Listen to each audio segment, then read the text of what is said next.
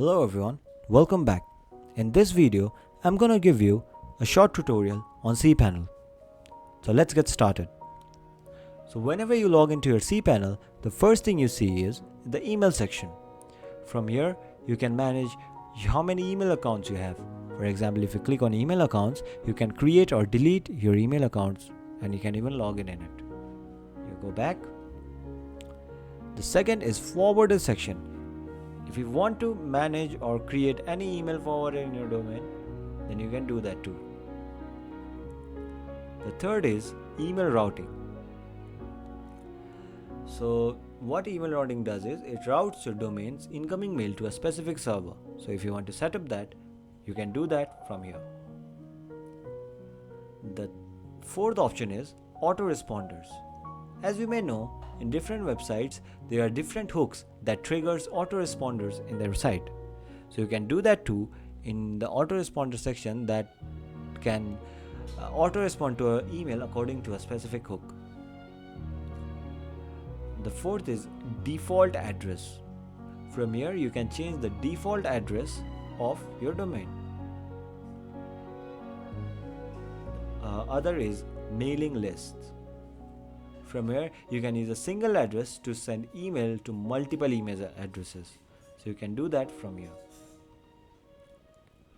So other features in email section are track delivery, global email filters, spam filters, email delivery. These things are specifically related to the SMTP and IMAP servers of your email, and some are related to the filters.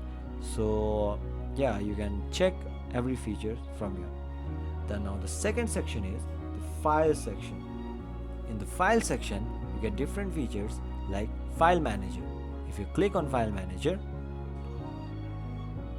you can check and you can edit different files in your website. For example, the public HTML folder, the public FTP folder, the mail folder, and many more. Now, the other option is the images section.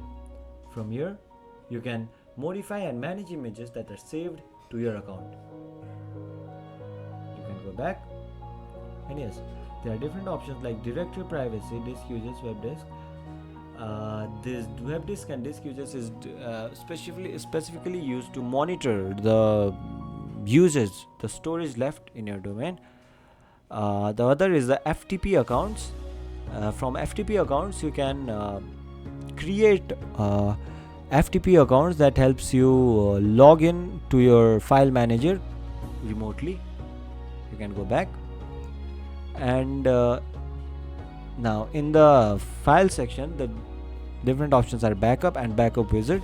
These two options are specifically used to store and modify the backups of your website. The other is git version control, file restoration, and jet backup 5. Git version control helps you to control the version of your git in your website, and the file restoration and jet backup is specifically used for backing up your site. Now the other section is the databases section.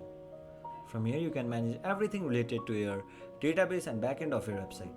From the PHPMyAdmin, this is an admin panel from where you can manage everything related to your SQL database. Such as importing your database, exporting your database, settings, and everything.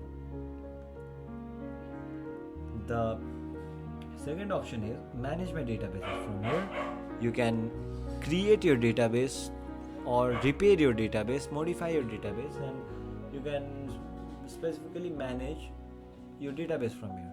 The other is database wizard. It helps you to create a database with more customization options. Now the other is the remote database access. Helps you to access your database remotely.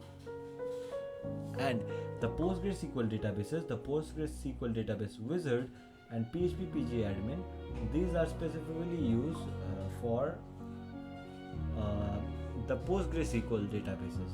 The PHP PG-admin is similar to the PHPMyAdmin, but PHPMyAdmin is for SQL databases and PHP PG-admin is for PostgreSQL databases. The other is domain section. From here, you can manage everything related to your domain, such as installing WordPress, The site publisher, it helps you to create your site quickly using some available templates. And the other is SiteJet Builder. It's a website builder provided by cPanel.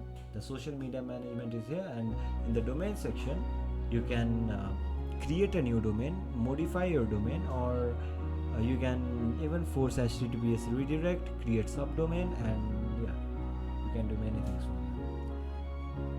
Now the other is redirects. For example, when you go to any site, for example yourdomain.com/example, and when you go to yourdomain.com/example, you want to redirect it to youtube.com.